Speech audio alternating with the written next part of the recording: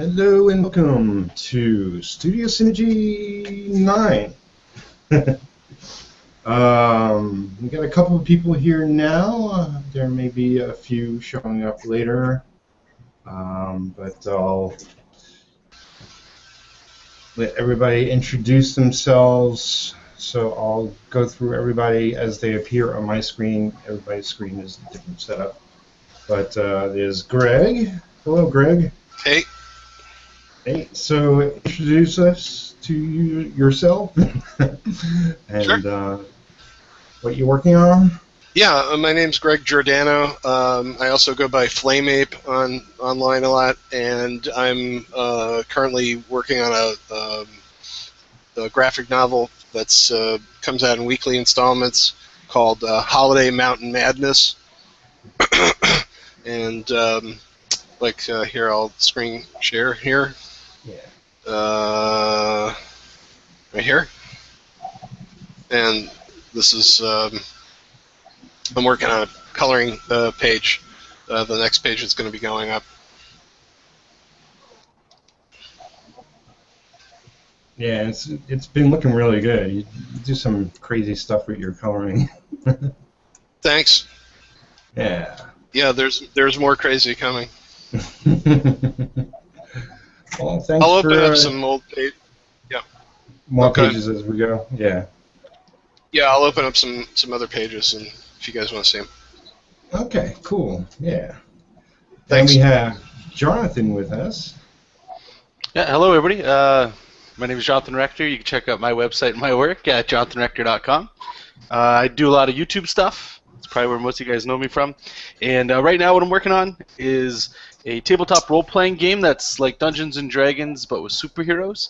And the intro is it's a 12-page comic to show players how to play the game. So instead of it just being rules, it's you got your players here, they're sitting around the table talking about, like, okay, what do dice rolls mean and all that fun stuff. And then it flips back and forth between what the game is that they're actually role-playing, which would be down here, these two kinds of panels, and then it'll flip back to the more instructional stuff like that. So that's what I'll be working on today. Pretty wild. Cool. Well, great having you here, man. Yeah, thank you for the invite. Yeah, glad I could finally make one. Awesome. And we have Tiffany. Hey, Tiffany. Hello, everyone. I'm Tiffany McLeod. I am currently working on a poetry illustrated book. Currently, I am just spending my time brushing up on my skills and taking things easy.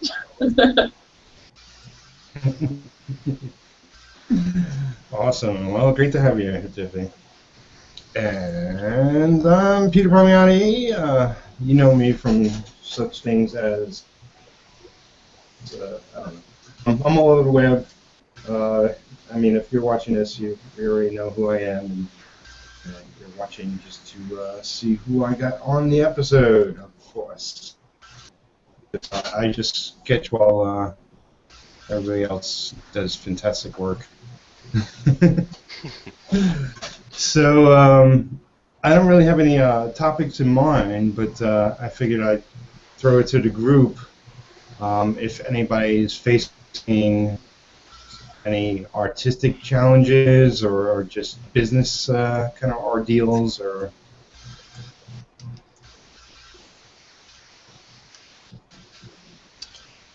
Well, I got one. If anybody else doesn't want to jump in, I'll jump with one. Question for you guys. Okay, so my question, I guess, would be, how do you guys approach time management? Let's get into that. I know everybody's always got like little tricks up their sleeves. Everybody's got a little something different that they like to do to try to either squeeze in time for your personal stuff, or if you're managing a bunch of projects, or if it's like you're working 2 jobs, you got kids and stuff, and you're trying to squeeze in 10 minutes. Like, what's that motivational thing besides just doing it? Like, do you have a system in place or something? Or is it just sort of like if you get something done that night, awesome? Yeah, time management, man, that's the hardest thing.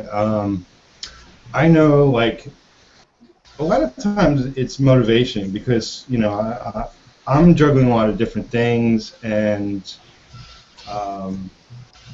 there's stuff that needs to be done, and there's stuff that I want to do, but you got to do what needs to be done. Yeah. You know, I find if if you at least start it, give it 5-10 minutes. It's easier to get into rather than just thinking about it.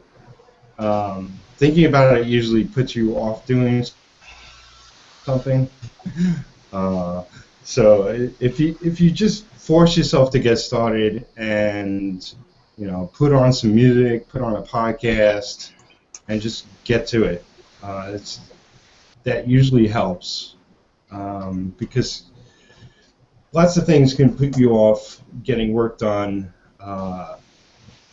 If it's a day job, if it's life, if it's client work, whatever, it really takes you away from sitting at your desk and getting work accomplished. And you really have to balance putting in your time against everything else. I know specifically I work at home and I can get interrupted 10, 20 times a day. But I try to let my girlfriend and my friends and family, whatever, I try to let them know that, look, I gotta put in at least 10 hours a day. Yeah.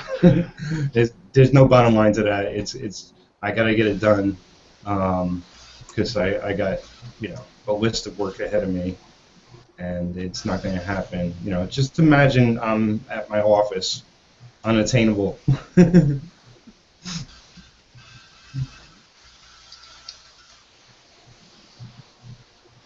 So anybody else have thoughts on that?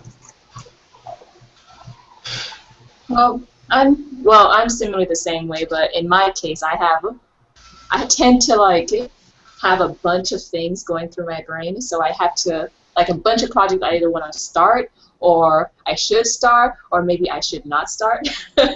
And it helps to write it down, like a big list of projects, and then categorize them. Okay, what do I really have time for? Because time is a very limited resource, and you can only spend your time on so many things at once. And I just find it best to have a notebook where I just write everything down and pick which projects to work on.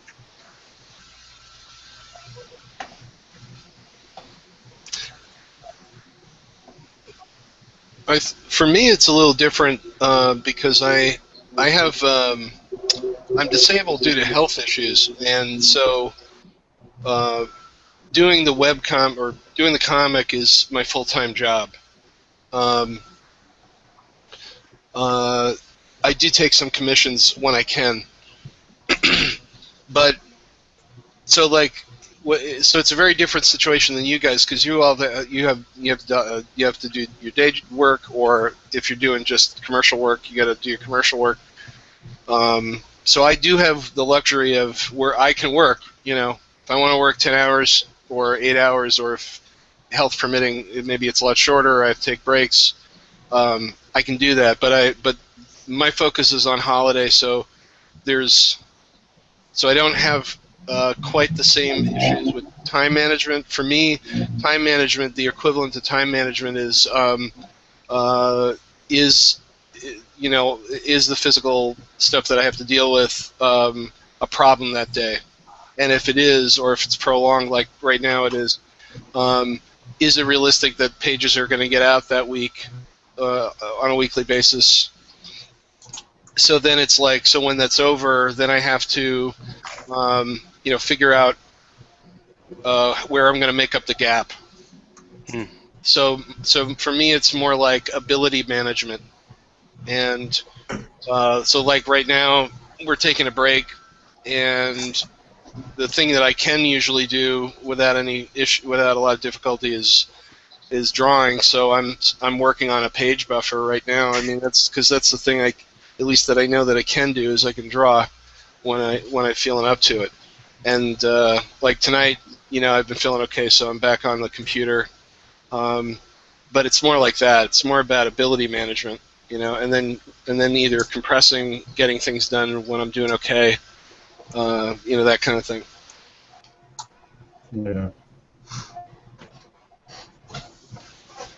Well, Scott has joined us. Hey, Scott. Hello, everyone. How are you guys? Hello. Hey, how's it going? So, introduce you, Scott. What's up, Scott? Okay, my name is Scott. My company, or Scott Cirkland. My company is Circworks, and I do a lot of retro, future, sci-fi prints and stuff. I also do comic books. I'm working on a comic book called Young and the Dead, and it's kind of like a cross between Goonies and Night of the Living Dead. So that's kind of what I do, and I'm at Cirkworks.com. It's SERKWORKS. What's the topic today? Since I got here late. Well, right now we're talking about time management, and you have something to add, then it's your turn. Yeah, I'm just trying to figure that out right now. I had a pretty busy day, so I'm just trying to get back in the swing of things. I'm trying to take care, like multitask, which doesn't always work. So I don't know how you guys, deal with like multitasking. It's not my strong point, but. But it's difficult. It's I'm the same way. I got too many multiple things to do, and I'm the only one, single person company,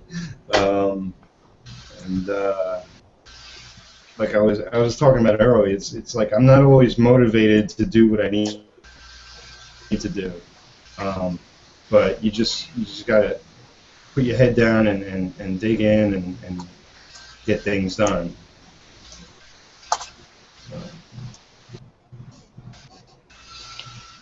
So we got a couple of people working on their stuff. Yeah, I got to start something too. I figure I'll try to get my. I don't know how many other people are doing the 100 Days of Comic Books challenge, but I'm going to try to get that done while I do this. My 30 minutes in, so. After I finish checking emails and stuff. Right. Alright, just checking. Let's see what we got. So we got a couple of people watching at the moment. That's what I wanted to do. Throw the link out to people.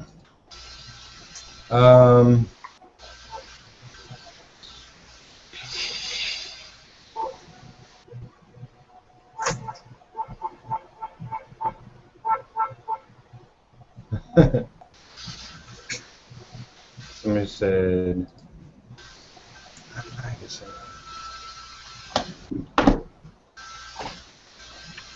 So are you trying to do something, Peter, or are we just kind of? Yeah. I'm sorry. somebody filled the void. Oh well, I was going to bring something up, but I don't want to get off a topic if we're already on it. So I was just going to ask if anyone knew about or if anyone did the art drop today, the World Art Drop, because that's what I've been doing all day. So. Didn't know anything about it. At all, still? No, I've not heard about it. Okay, yeah. So, do you guys know Jake Parker? Not personally, but have heard of him. I have not. Okay, so he's an illustrator. He does children's book. He's done work on some animated features and stuff. I forgot which ones or which studios he's worked for. He also he does comics and everything, but he's got a pretty big following on I guess Twitter and Instagram and Facebook. But anyway, he started. Have you heard of Inktober? Yeah, I've heard that name before, but Okay, so he started Inktober. Which is basically, if you don't know what Inktober is, it's the month of October where every day you do like an ink drawing or sketch using ink, obviously. So anyway, he started that, and then he started this other thing, which I guess over the summer, him and his family went on this cross-country, like just a vacation, and so every state along the way, he did this thing called he just called his Jake Parker's Art Drop or whatever. I forgot what he called it, but he would just hide. He'd make little sketches and he'd hide them in different places in every state that he went to, and then he'd either tweet about it or Instagram about it, and then people would find the artwork, and if they'd claim it, and then they would tweet back or show that they found the artwork or whatever. So then he kind of decided that on September 2nd, being today, or the second Tuesday in every September. I guess that would probably, I don't know if that's always the day after Labor Day, I guess. But he wanted to kind of open it up as like this World Art Drop Day. And so everyone would kind of participate. So it's, I don't know how big it is right now. I mean, this is the first year, so it probably needs to gain a little traction. But I saw when he was doing it across the country, and I was like, oh, that's cool. I wish I would have thought of that. And then we kind of opened it up to everyone else. I said, oh, I gotta participate in that. So I did like 4 different sketches, and then I just went. I'm in Arizona, so I just went out around the like greater Phoenix area and just dropped things off. I dropped one off at an amusement park arcade, hidden inside like a video game. Not inside. I didn't like open it up or anything, but just on a video game. And then there was one area where they had this sculpture, and it's by like a train station, and it's just this huge giant ring out of stone, and it looks like the Stargate from Stargate. So I hid one on there, and then I hid one near the Phoenix or the Arizona Cardinals stadium, and then one in a library. And actually, I hid it in one of Jake Parker's books. He has a book called Missile Mouse, so I figured bring it back around to him since he started it. So I did that.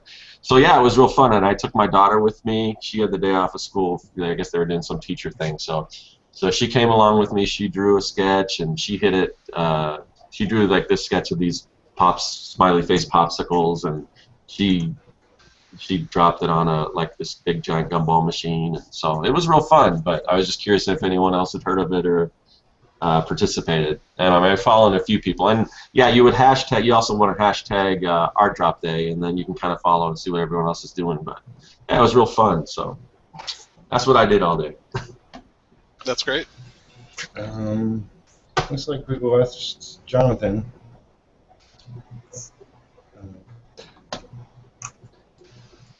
But yeah, I guess nobody else heard of it except us. Well, like I said, I have a feeling it'll grow because he's got massive social media behind him. He's got like billions of followers, So I'm sure it will just keep continuing to grow. And this is the first year. So, but I just thought it was a fun thing to do. So. Well, if I was still living in New York, I would have definitely done it. I'm sure, there's a bigger crowd of people I know that are probably doing it out there.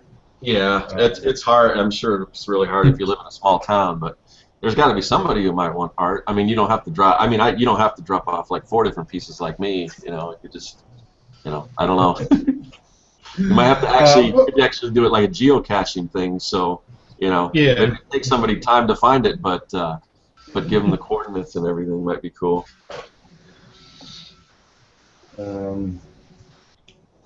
Yeah, well, we talked about this before. I think, did I mention I probably thought of dropping art off into like library books or something. Yeah. I did one of those, so yeah. I'm curious, and I don't have a huge following, so I don't know if I'll ever hear back if anyone will find it. I just put the hashtag on it, and I put a little thing that says, "Congratulations, you found art," and it says this is original art from a local artist and everything, and then what Art Drop Day is about, and then I just put my URL, so maybe somebody will find it. Hopefully it'll go to a nice home or something and not get thrown in the trash, but that's kind of the risk you take, just leaving art sitting around at random places. So. Yeah, it's like, why'd you leave this garbage in, man? Yeah. I mean, that could definitely happen. You get the one person who. That's kind of why I did 4. I figured the odds might be in my favor that maybe somebody will find one and maybe contact me and say they found it. So I don't know. But it was, even if nobody finds it, it was still, I'm getting a lot of feedback just on Instagram and Twitter and everything, and Facebook, people that are liking it and commenting, and they seem to think it's cool. So that's something, more than usual. Yeah, I think I had some, at least on Instagram, I had more likes than I've ever had on anything before with one of those. So yeah, so it was something. It's cool. Yeah, I think it's a big movement. Not a ton of people in my circles are talking about it, but you never know who's doing what. you know, can't track everybody. But, the two Wills, the Will Terrell and Will Terry. I don't know if you follow them. They had, I think they participated and they talked about it and everything on their YouTube channels and stuff. So. Right. So we got a couple of people watching, I guess, the YouTube as we're going. And there's this guy, Dennis. He said, "Don't disturb him before sunset." Why? Is he a vampire? Nah, just a comic book artist. I just wanted to tell everybody about that comment. I guess we're talking about schedules and whatnot. And yeah, really. I posted something not too long ago. It's just a really simple picture, sort of a cityscape with all the windows dark except one, with the arrow pointing at it that said artist, and it was like 3 a.m. I saw that. That's funny. Did you do that, or did you find that somewhere?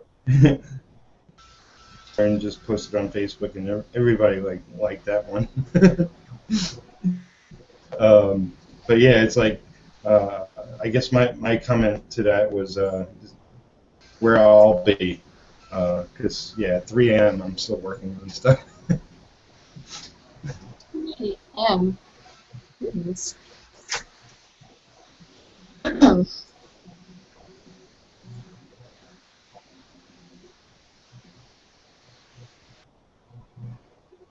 So, what else has everybody been up to? Well, I've been pricing out some small, like really small runs of like to have what we haven't done for holiday printed out, mostly just to kind of see how it reads and to send it around to some press. Because by the time we do it, we'll have about 32 pages. Okay. You know, it'll fill a book really nice. So I've been pricing smaller, you know, digital printers to see what, you know, what we're in for that. There's a Vermont comic show in October, and so I was trying to get some done for that to give around. You know, like when you exchange stuff with other guests and stuff like that.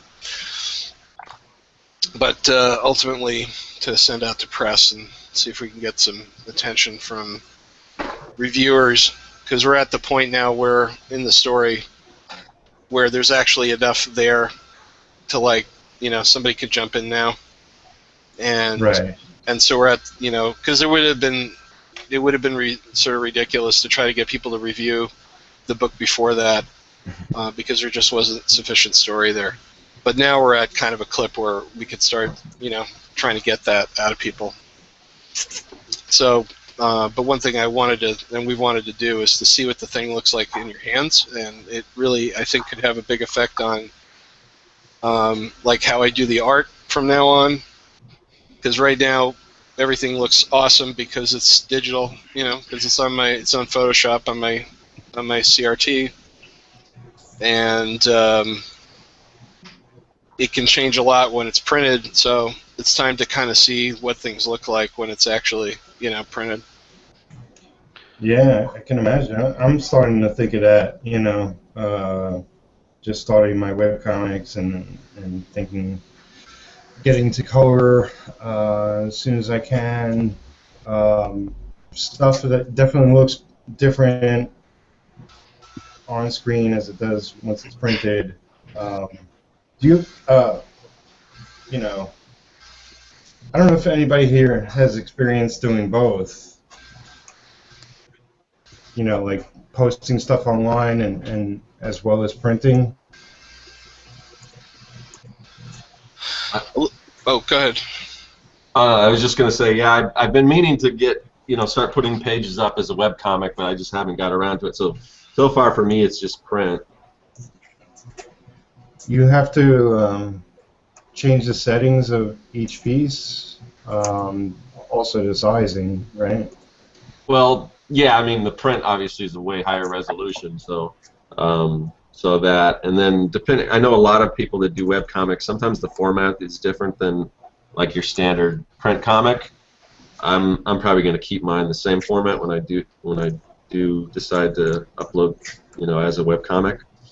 But What about like the RGB or whatever, like the color settings? oh yeah, well yeah, print is usually CMYK, and then but I just usually create everything in CMYK if I know that it's going to be print, and then it's real easy just to convert it to RGB. Oh, okay. For web.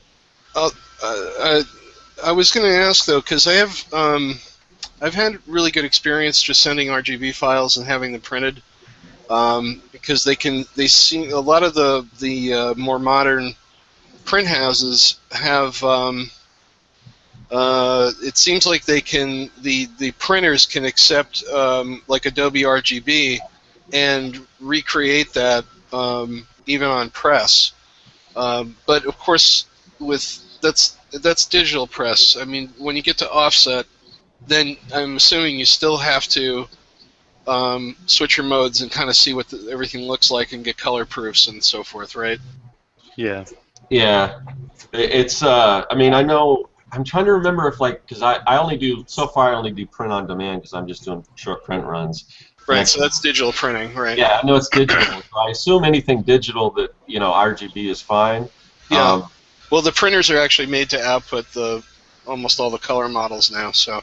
Yeah, I've noticed that on a few things. So I mean, I know it's easier to usually when I design something, I always pay attention. If you're working in Photoshop, if there's something that is not going to be printable, that's have that little exclamation point icon if you pick a color. So no matter what I'm doing, usually I try not to pick any colors that fall out of that spectrum, just in case I do decide to print it. Every once in a while, if I know for sure that's going to go on the web or something like that, then I will. But like a lot of times, like real bright blues or bright greens and things like that, they won't print right. So right. Unless you do like spot colors or something, I never really deal with that stuff anymore. Right.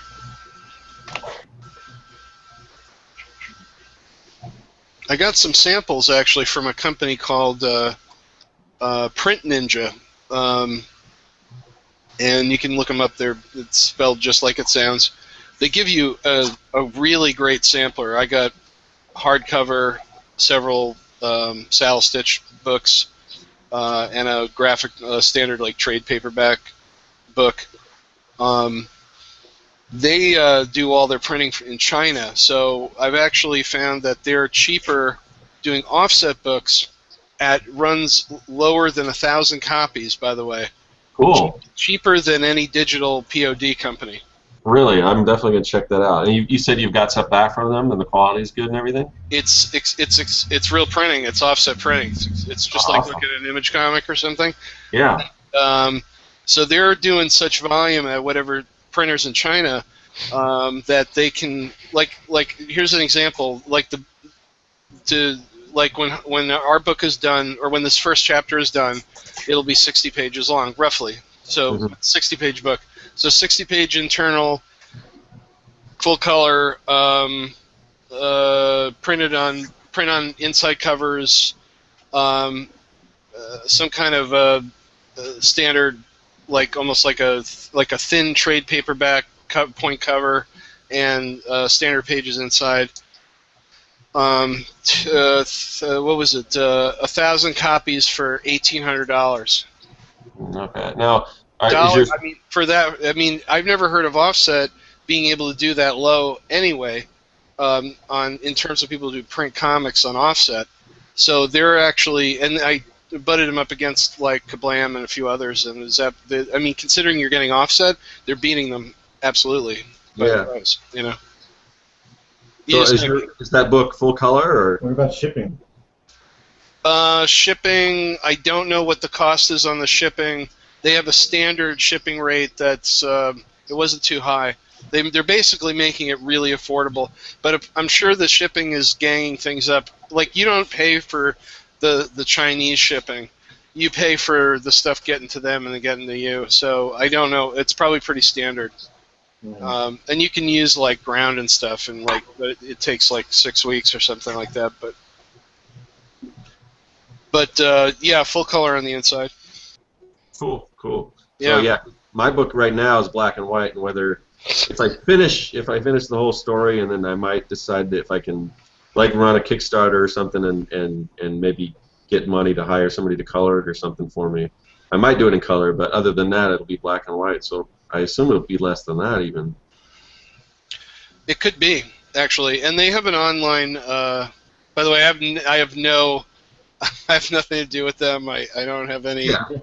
I'm not shelling, but they do have an online quote. Like you don't have to like call them and wait for a quote and have to deal with a salesman. Or something. You can just get a quote. I mean, they're really.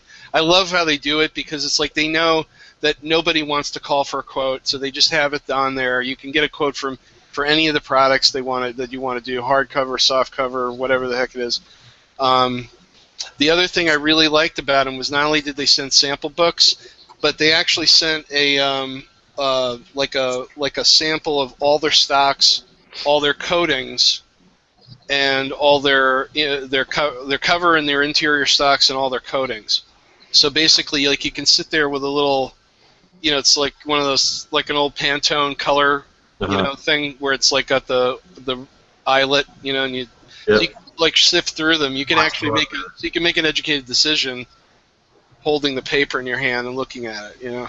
Cool. And that's all free. Like they don't charge you for it or whatever. So I was just like, they sold me. So. Yeah, I'm definitely gonna check that out. That sounds pretty good. Yeah. Plus, you get some free comic books. So anytime you get free comic books, I think that's really good.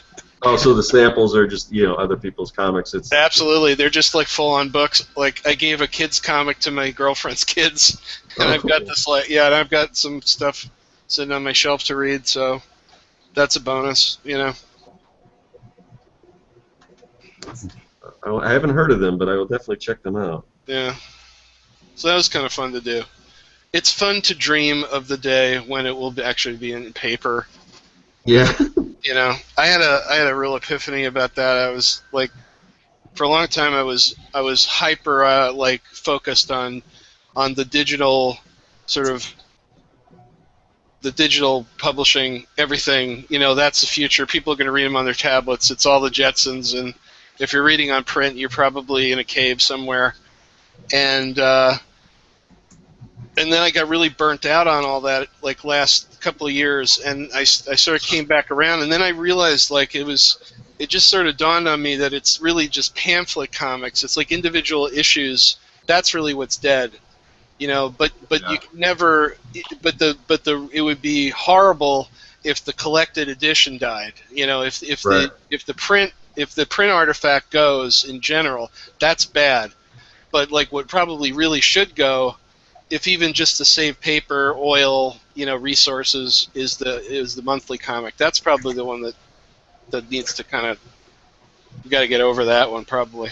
Yeah, but for me the monthly thing it's that milestone, because if I just said I'm going to create a graphic novel and my whole story, which is the end goal is to do that, but if I didn't have like some points along the way to say, oh, I completed an issue, it would just be too difficult. I would lose interest because I wouldn't have anything to show for so long, as it just takes so long for me to create. Yeah. Oh, I just meant, like, in other words, just switching what happens monthly to a digital format. Yeah. And then the print thing is when the individual issues are done and it gets collected, together. I just don't see how the industry can support it because of the costs. With oil, gasoline, other commodities becoming more and more expensive. I don't know because now it's like $5 for a comic, and it's up to $9 or it's up to like $7 for an indie comic in a single issue, and it starts as it goes up higher.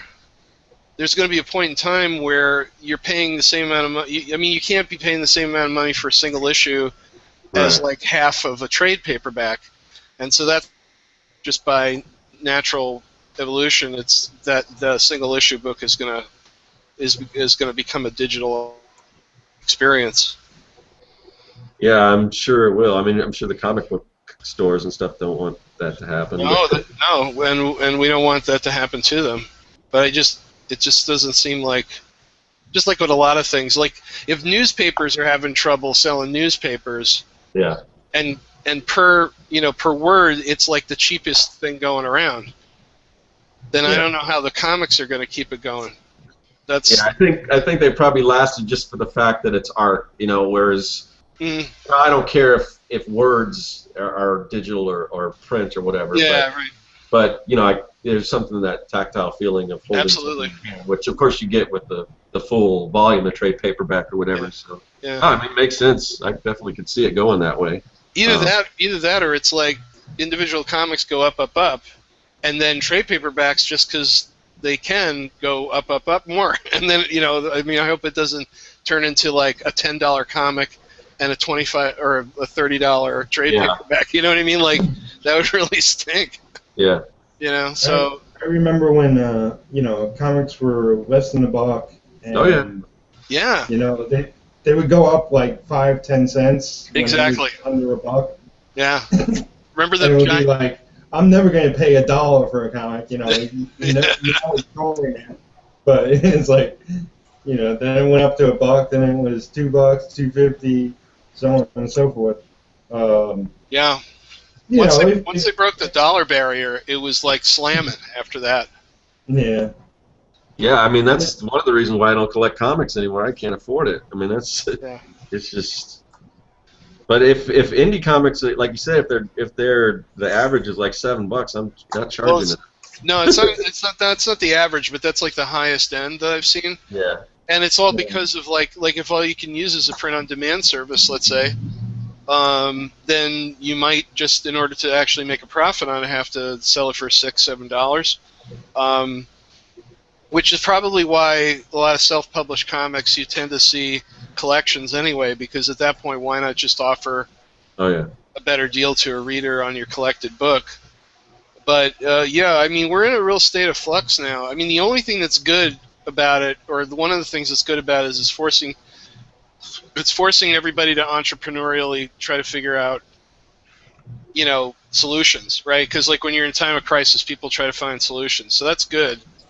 And also, we thank God we have the net, because if you can't afford to print a comic, or if you didn't have the access to distribution, at least you got the net for people to read your book, and that's good. You can build an audience and all these things like that. So, but we're definitely like in between. I think we're in between something. I don't think we're at the beginning or the end of something. Yeah. I see enough on like Kickstarter, people funding single issues there. And there, of course, you're getting all like extras and whatnot, prints and cards and stickers. I don't know, whatever Kickstarters give you nowadays. But so it's like single issues are still being printed by independent creators and whatnot. I know myself, I plan to do my superhero book through Kickstarter. At least the first issue. I don't know above and beyond that. We'll see how well received it is. But it's the choice is there now. And has been for quite some time, as far as getting a print copy or getting a digital copy. Then there's different variations within the digital copies of how you can get it and read it, and read it on a computer, read it on a tablet, read it on your phone if you have amazing eyes. But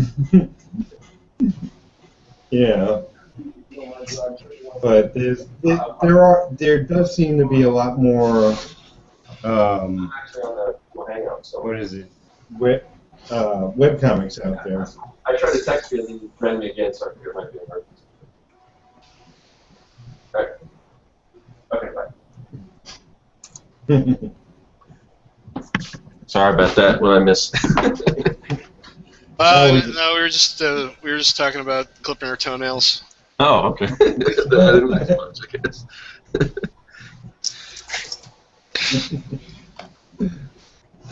We were talking about sort of like I had mentioned that I was pricing comics to print, some books, and then it kind of led into, digital and print format for comics, and so how prices are going up on print, and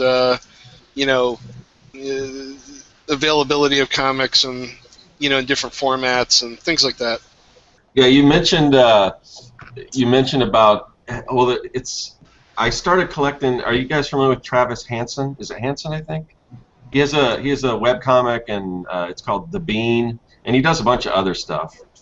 Right. Yeah, I know of him. Okay, yeah. So I mean, he's great, and I've seen him at a few shows and everything. But so I started collecting his book in like single volumes, and they weren't like super small single volumes. I mean, they were more than like an average, standard comic book. And I got a couple issues, and then I hadn't seen him at a show in a while, and I went to get another one, and then the same thing. I'm sure it was cheaper for him to print like the big trades, so he started doing that. So I'm like, oh, now I got to rebuy it and everything.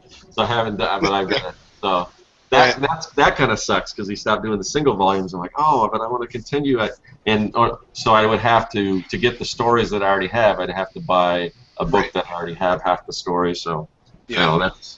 Yeah.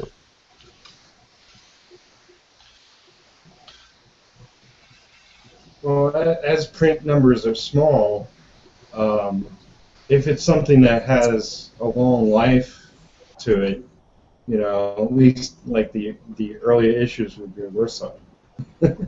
Yeah, definitely. I mean, I think, and when those, when comics do go away, if they do, hopefully they, I don't know, what the future is, but I think a lot of it, especially like in Marvel and DC, it's just more to promote the movies and all that kind of stuff. Yeah, I mean, I think it's pretty clear that I doubt very strongly that Disney and Time Warner are making any money at Pamphlet Comics. They're certainly making money with booksellers with collected editions, but I would imagine that the monthly comic is kind of like a lost leader, and it has more to do with reinforcing the properties on a monthly basis in front of people's eyeballs. Although Marvel is more interested in making good comics for the monthly book. I think, you know what I mean? It's like, whereas at DC, it's like as long as it looks like Jim Lee drew it in 1997, and it looks like it could be in a video game, and everybody's angry, then apparently that's the whole criteria for DC Comics publication. So. Yeah, I think the same goes for movies. I think Marvel is more interested in making good movies too, which is sad because I love DC characters. It's just that I can't really relate to them anymore for the most part. Yeah. Well, I haven't really read a lot of Marvel DC books the last couple of years, so I only know what I see of them online. But Marvel was always ahead. I mean, I grew up reading Marvel comics for a reason. They both companies have great characters. But Marvel was always more exciting to read their books. They had better group of artists, that made their books look more like fun. And they had, great writers in there, and they're getting a little messy now. I say, the usual thing, like, it's been going on way too long. They have too many X-Men books. But definitely, like, they're mixing things up, and maybe it's mixing it up too much. I like when X-Men were X-Men and Avengers were Avengers. Yeah, I don't know how it works, but I would be curious to No, what? Because I know obviously there's a huge fan base for X-Men, but I'm curious what Disney's take on that is, since they don't own the movie rights, and that's where most of the money is coming in from. If they kind of might start putting X-Men and the ones that they don't have movie rights to on sort of not in the forefront and focus more, because it seems like I've seen like promotional stuff now where they don't even include some of those characters, or they put like Guardians of the Galaxy in the forefront, even though as far as comics go, who are they really? I mean, they're second or third tier characters, but now that the movie's bigger, but they might even start putting Spider-Man in the background. I don't know. I don't know if that's something that they'll do or. Well, it's clear that they have they're downplaying Fantastic Four. Oh my God. And that's I mean, like part of it was canceling the book, obviously, but they're definitely downplaying, Fantastic Four for I think those reasons. That's a disaster being made right now. I don't know. Yeah, I mean, I don't think it's probably they're ever going to downplay X-Men, only because the comics do sell really well. Yeah. Right. So that's probably the exception. But I think you're right. I mean, if you look at what they promote, Marvel Comics anyway is a very sort of Avengers-centric world now. Yeah. For sure.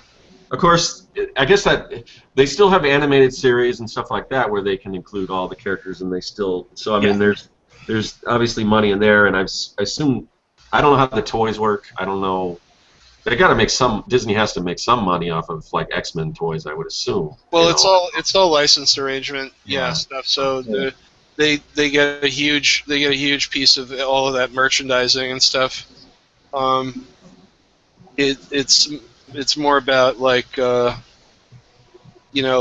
they're going to emphasize and what they're not going to emphasize based on whether they have control over the movie property or not. So it's clearly a lot of dancing around. The thing that's really funny too is that Marvel, and well, now it's Disney, but Marvel would never have been in the position to have the power, to make these blockbusters if they hadn't sold away the farm on FF, Spider-Man, and X-Men. They had to sell that stuff and allow that stuff to become big in order for them to then finally be able to do what they do. So it's kind of like this unfortunate necessity of that time, Well, they sold the farm because they were going bankrupt, not because to make a bigger move towards movies, because they weren't making money because of lots of things. Whatever. Oh, that's right, because that was back in the early 2000s. They had that big financial crisis at Marvel. Yep. Right. There is a rumor that like they're killing Wolverine off, that they're doing that because of the X-Men movies and all that. They'll no one ever stays dead in comics. Right. Of course. Yeah. The thing that surprises me is that they can't. I don't know why they can't work out some kind of deal with Sony and to get Spider-Man in some of these movies and somehow split the profit or something, because I mean, that seems like it's a good deal for everyone. It seems like it's a good deal for Sony, and it seems like it's obviously a good deal if you can, it'll help promote, if they still make all the profits, but they could work together on the stories and maybe have them interconnect. I don't know, I'm sure it's complicated.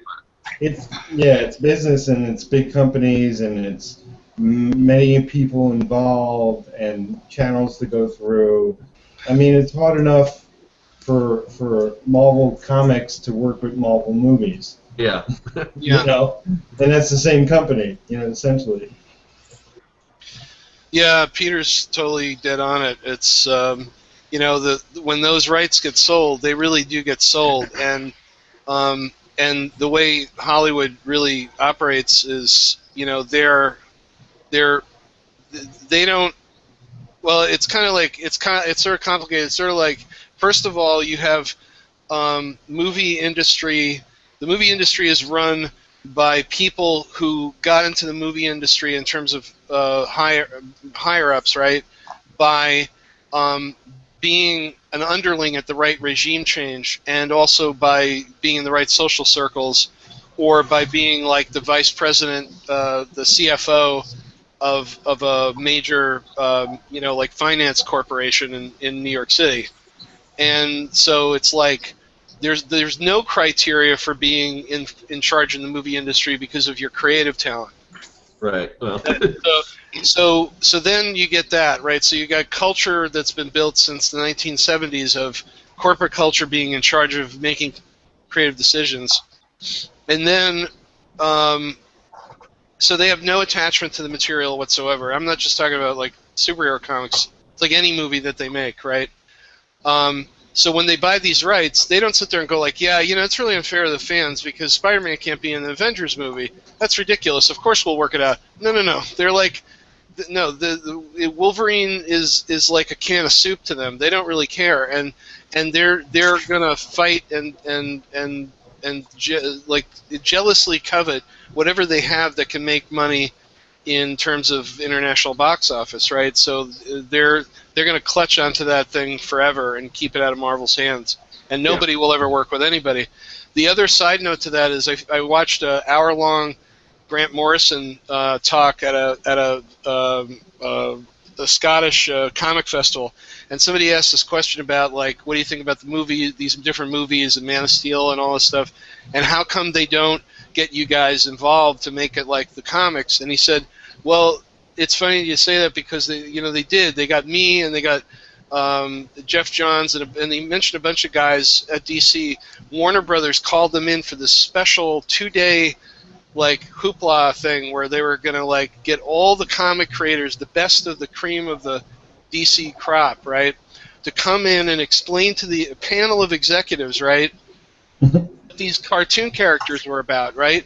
And he said and he was like, first of all, I was like, what do you mean? What are they about? And he finds out, because we're talking about people who have no connection to the material. So then it's like they're sitting there and they're asking questions like this. Does Superman have to have a costume? No, I know. Right? Yeah. And they're like, and it goes from there, and it's basically like, oh yeah, well, Superman has to have a costume. Does he have to really be called Superman? Because I think it would be cool if he was just this guy who ran around in the dark and caught airplanes. No, because see, there's a mythology to the character, and there's a culture of knowing the character looks like a certain way, and they don't even understand it, and so and then they're making actual decisions on the content of the movies. So, yeah. I mean, I totally agree with you, and I know that these Hollywood execs have no interest in catering to the comic book fans, but I guess what I'm saying is that if they could tie Spider-Man into Guardians of the Galaxy or something that's just making, just breaking all kinds of records. Yeah. And if they could tie that in, that's gonna make Spider-Man 3 or 4 or whatever Spider-Man Sony's working on. It's gonna bring up the box office sales, and so it's like, you're welcome, Sony. We just make you a whole bunch more money because it's actually tied in with what we're doing because we're doing everything right.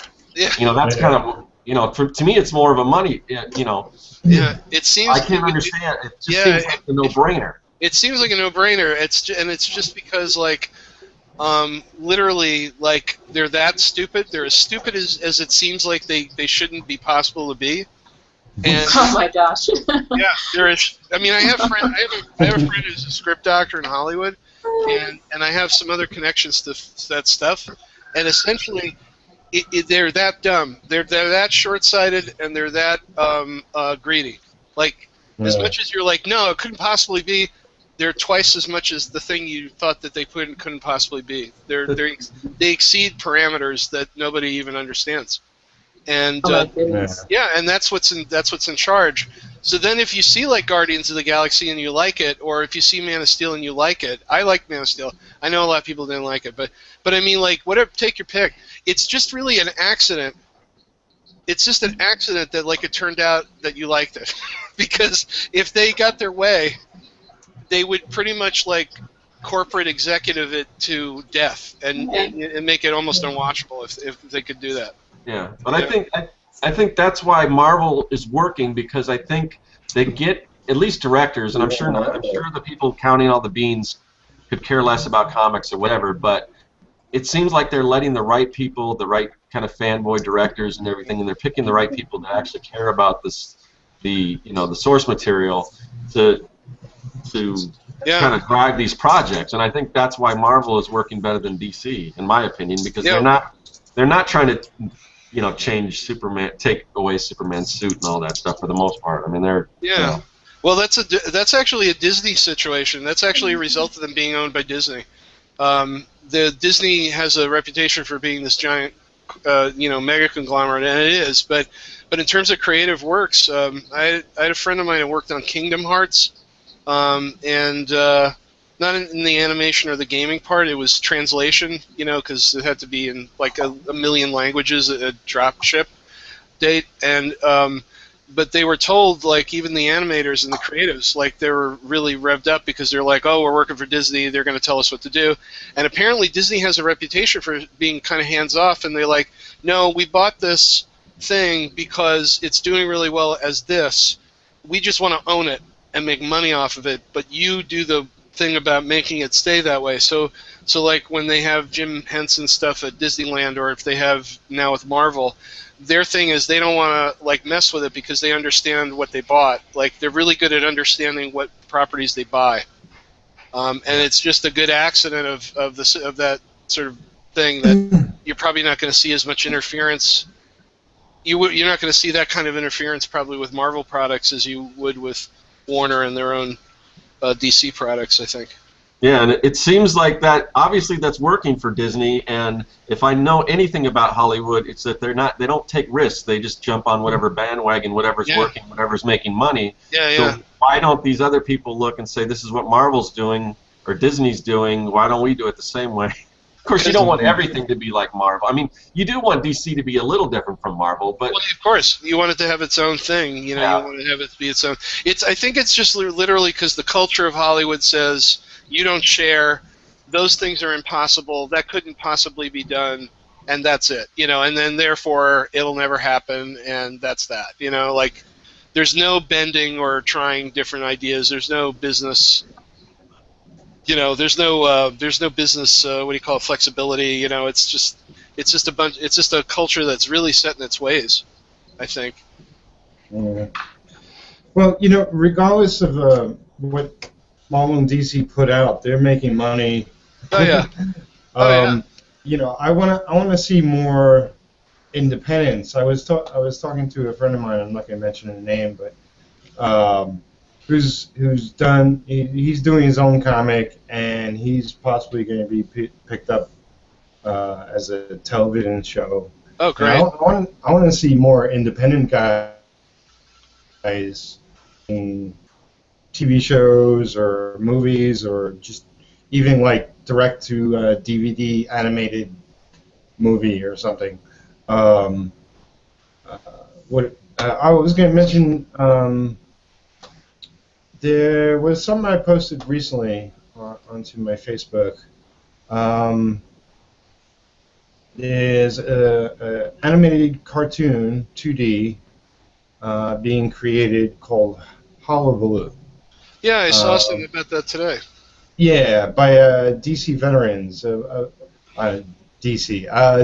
Disney veterans. Yeah.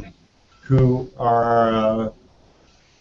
have done a lot of work, it seems, already on this cartoon, but have a thing up on Indiegogo, and the footage looks really good, and I guess that they're trying to get as much funding as they can to basically, see the length of it, whether it's going to be a short movie or a full-length thing, but it looks really good, and with the animation the way it's been going, there's more CGI out there than ever before. It's good to see like 2D animation surviving, even though that in the footage they had like 3D elements, but it's still trying to keep the 2D stuff alive. For one, I'd love to see that because I missed that. Yeah, and it's always been on my mind you know, I'm not an animator, and I don't really know a lot of people in the industry, but it's like they should just get together themselves and do it. You know, they'll probably have more success than trying to get work who's no longer doing 2D. You know, there was a big commotion a couple of months back about everybody pricing things low in the industry or something or another, Yeah. like animation industry. Yep. You know, it's just like with comics. It's just like with illustration. It's just like with a lot of things. My opinion is that, you know, just whatever you want to do it yourself. Don't go chasing a company. Just, you know, go out on your own and do your thing, and build up a following, and put stuff out, you know, books or films or whatever, music, and just go for it. Well, the other thing too is that if you're going to be in the poorhouse because the industry is, you know, downsizing people out of jobs, you might as well be in the poorhouse with a project, right, that you could call your own and say, you know, we did this, right, and have some potential come out of it, rather than you know, being downsized out of work and sort of you know, having nothing to show for it. I would say that that's probably another thing that might, you know, be a motivator. Might be like that kind of thing. It's like, well, you know, we all got shit canned because it's cheaper to do the animation of Vietnam or Korea. So let's use the time and make something, and maybe make something of some value, gets people back to work, and, you know, stuff like that. Right. So, Jonathan, you're being quiet. Yeah. Yeah, no, I'm just knees deep in this here.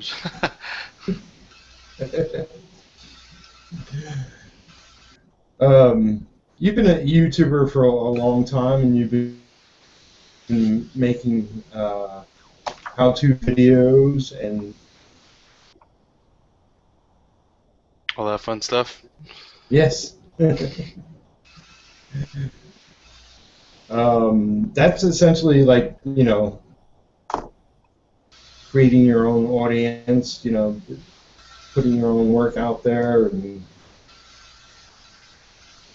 It's kind of, I don't know, like for me it started off just as like a sort of how we started the whole discussion off earlier today, with just like how do you guys stay on track with projects and stuff. So it was just a way for me to do like a vlog sort of thing, and then it just spiraled out of control to this thing now where it's more fun than it started off, which is rare, but I'm glad that it is what it is right now, and I have no intentions of it turning into anything other than that.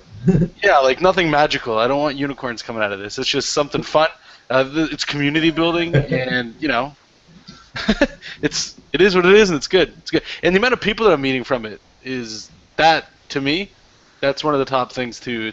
It's hearing that people are enjoying not what I'm doing necessarily, but the other people that go in, especially for the live streams, but the people that send private messages or emails and things, like you, for example, just whether or not you found me through that or I found you through somebody else and just got into a circle, and that's the stuff that's really cool. Right. Yeah, I mean, there's, you know, YouTube is ginormous, and there's all kinds of people on it. There's people from the very beginning that are still doing it. And there's a whole like culture to their existence, and they really work YouTube as a business, and travel and do the whole 9 yards, which I don't think that will ever be me either. But I see it, for me, you know, I see YouTube as you know, and it's YouTube now. It could be something else 5 years from now, but it's just an extension of what I do, what I've always done. You know, trying to connect with other artists and creators, and yeah, get to know each other and pass along information, and and doing the YouTube videos is just another way of doing that. I do a podcast which is just audio, but now this is, we're able to like communicate no matter where we're living on the planet, and it's kind of crazy, kind of fun. Oh, for sure, absolutely. Yeah.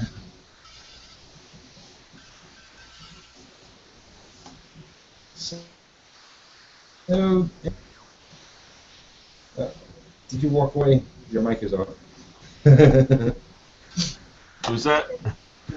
Her mic is off. Oh, Yeah, that's You right. might- We haven't heard anything from Tiffany. maybe she's been talking all this time, but her mic's been off. Oh yeah, Jesus, that's. Yeah, let's see if I can do anything about it. That might be on her. I don't know if she turned it off or that was something you did, or I'm checking. Could be a crash too. Yeah, I think she. She's She's lost. listening. Then. She's probably just listening. That's cool. We got some viewers watching on YouTube, I assume. Cool.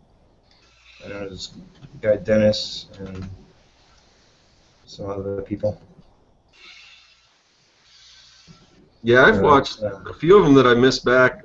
I've watched back just because. I mean, they're really good to have while you're drawing, just to listen to, even if you're not participating. I mean, Yeah, there are a bunch of people that do them. Jonathan being one. There's Sycra. There's Will Terrell doing his sort of Patreon hangouts now that are long videos on YouTube. There's plenty of people I follow that do them, and yeah, if you are ever doing a project that where you can just like turn something on and listen to it, they're awesome for that. yeah, I want to start doing my own, but I was just saying in general with the group of people, because I don't know, I don't know, Jonathan, do you do this usually where you have a bunch of people talking together, or is it just you put on a hangout and you draw and talk and read what people are saying? Yeah, that's usually the Wednesdays live stream. That's how it goes. But every now and then, buddy of mine, Will Robson, and I, we do a show called Happy Sketch Time on Google Hangouts. Yeah, I've seen that on your channel. Yeah. Yeah, that one's pretty like hit and miss. Whenever, because he's over in the UK, so and I'm over here in Canada, so it doesn't really line up too well. But yeah, it's usually how it goes.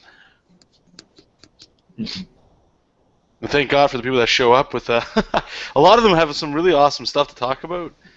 So I can start rambling, and it's not just total quiet while I'm just drawing. At that point, it starts to feel kind of creepy.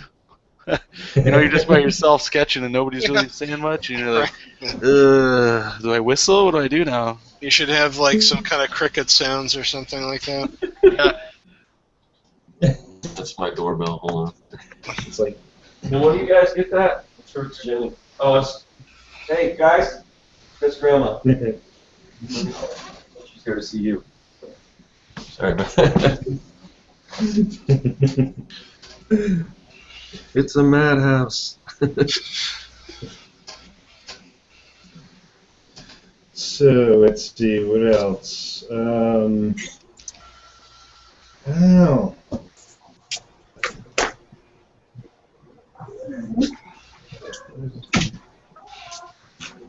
Yeah, this is Tiffany. You're back?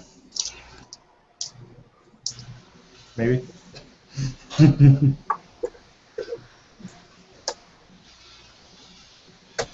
Well, I know this past couple of days, I usually have allergies around this time of year, more than any other time, and it's really affected my workflow. It's almost to the point where it's starting to piss me off. Yeah, I get them pretty bad too. Especially I was out doing yard work, and that just killed me. But yeah, I did one video. I don't know if I posted it yet, but I did one like a sketch time video where my voice was almost totally gone just because of allergies, and I kind of just tried to, power through it. But yeah, it was kind of what Jonathan was saying. The first, because I've only done a few of these where it's me drawing and trying to talk, and the first one went real well. I just kind of, for whatever reason, I think I was because I was drawing fan art, so I was drawing like a Star-Lord or something. So I was talking about the movie and everything, Guardians of the Galaxy, and so I didn't have any trouble just drawing and going through that because I was trying not to think about it. But the second one was a little rough because I was just drawing my own original thing, and I'm trying to think of topics, and I wasn't feeling well. So there's that too. But it's like, that's hard to do. So maybe something like a hangout where people can actually ask you questions and you can answer might be easier for me. Yeah, well, I began to watch the second one. I watched the first one, and I thought you did an excellent job. Because you really you didn't stop talking throughout the whole thing, in a good way. It's like you kept the viewer entertained. But I began to watch the newest one that you posted, and yeah, you sounded like completely different. Yeah. Like your voice was off. Yeah, when you have allergies or you're losing your voice, because it wasn't just the voice, but it was also just my demeanor, and because it's weird because I just started doing these. I started with the 100 days, and I had done a few things before, but everything I did before was usually either my screen or I did one where I showed me building my Comic-Con booth, and I just showed what I was working on. I never showed my face or anything. So I had to kind of get over that. So if you watch from like day one of the 100 day of comics, it's just not great. But then you get more comfortable, and the more you do it. So when people say that, I don't know if I could do that, I say just give it a shot and kind of go with it, because you get better at it. The more you do it, you get better at it. So at least that's what I found. But there are days where maybe I shouldn't have turned on the camera just because I wasn't feeling great or anything, and that comes across. And the problem is if that's the first one somebody sees, then they might be like, yeah, this guy's not that interesting, and never watch another one. So. Well, I look at it this way. I mean, it's definitely true.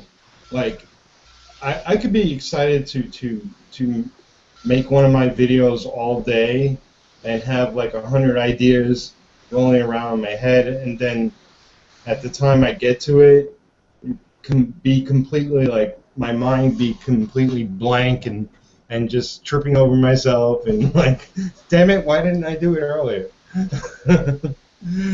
So sometimes it's just it's everything is in the moment, and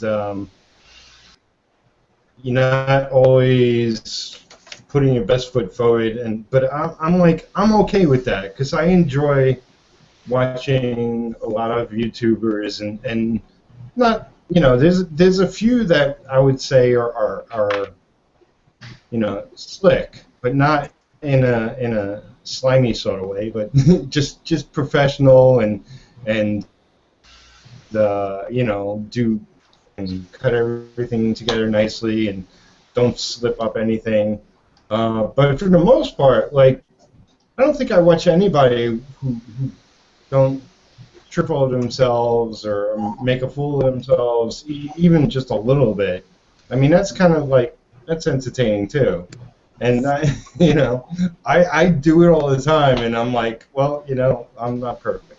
Yeah, and I do that too. And the trick is to kind of like, if you say something stupid or whatever, I just kind of laugh at myself and like, oh, what am I doing? And you're kind of, I think you see more real when you do that. You see more like a person and not just like a personality that cuts everything and takes all the ams and ums and everything out of your videos. And because at least with the 100 days of making comics, that's kind of what it is. It's just kind of you're looking into somebody's life while they're doing this day by day thing, and it's just kind of just try to keep it real. Yeah. Yeah, it's fun, man. It's like, you know, I wasn't hired by a TV network to do my show, so it's only what I deem good or not. So with the 100-day, I'm back. Yes. Yay! Yeah. So with the 100-day comic, have you guys noticed that you make more progress with doing the 100-day challenge versus not doing the challenge? I'll go ahead and answer that. And I've thought about this a few times, and I'm thinking, you know, if I took the amount of time it takes me to do the video, to edit it, and there's not a lot of editing, but there is some, and to upload it and all that, and I just spent that on making comics, I would probably make more progress. But it's kind of a trade-off because you're building a community too, and I think that's just as important. So, because if you create a comic and there's no community built around you to try to, you know, market it to or to share it with, then that's not good either. So it's kind of, even though sometimes I'm like, oh man, you know, if it takes so long to do these every day and put these up, if I just spent that time on the comic, but you know, again, I think you need both. I think you need a little bit of both. But so yeah, I've wondered that because I've done two of these. I've done two of these before, and the first one was for a thing called the Mini Comics Dump Truck, and I think Jonathan, you participated in that. I got one of your books, right? Yes, sir. The mustache. What was the guy's name? Jessup King. Okay, right. So yeah, so I did that, and that was good because that actually got my butt in gear because there was a deadline. I think we had 6 months to do it and everything. Totally. So that was really helpful. And the second one, I had been dating this girl and I broke up with her, and I had all this time on my hands, so that's all I did. So I got a lot done then. So it's kind of, I guess, different stages in your life. You have more time or less time or whatever. So I don't know if I'm getting as much done as before, but it's definitely happening, and I'm definitely glad I did it. So that's my story, and I'm sure other people's probably vary. So it's my story, and I'm sticking with it. Yeah, it's. I would definitely get more work done if I wasn't worried about doing these videos all the time. But by doing the videos, even though, you know, I feel like I'm scatterbrained like half the time I'm doing the videos. Like I'm just like jumping from one thing to another to another. It's like, and that's probably has more to do with me doing too many things, and that's how my brain works. But I think by doing the videos, I definitely, you know, and I'm also watching, not everybody, but a lot of other people that are doing the 100 days as well, that it's a way to solidify ideas, working process, tools, you know, doing thumbnails. Everybody has slightly different ways of doing the same thing. And I'm sure I've picked up some new ones since starting the 100 days for sure. Have you guys ever heard of this thing's actually been pretty killer for me to get stuff done. It's called the Pomodoro technique. I've talked about it from time to time. I don't know if you guys have heard of it. Yeah, I've heard of it. I've heard of it. I think I saw it do Pomodoro, but I don't know. Sometimes I do it, and then sometimes I just don't. Yeah, that's the way all time management stuff works. I don't feel like it this time.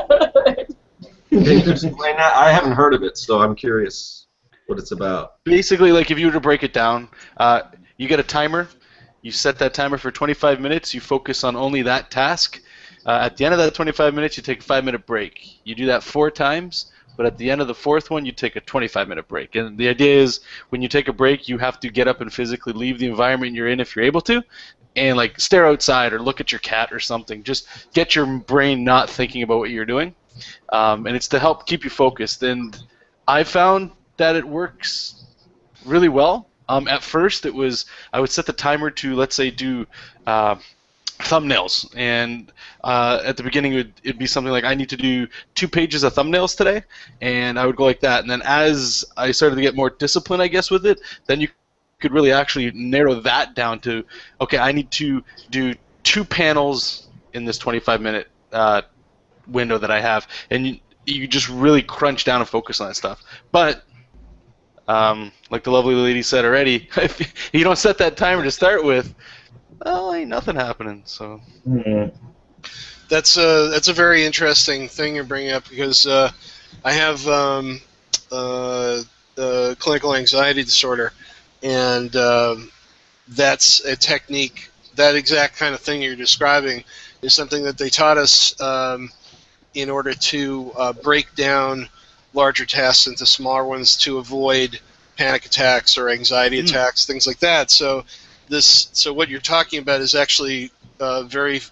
I didn't know about Pomodori, but that's a fundamental part of how I get through the day trying to work on stuff. Actually. Oh, right on. Yeah, so that's very interesting. Yeah, they totally teach you to do all these kinds of things. Otherwise, what happens is anxiety builds, and then you have no release, and then, stuff like that. So it's very interesting.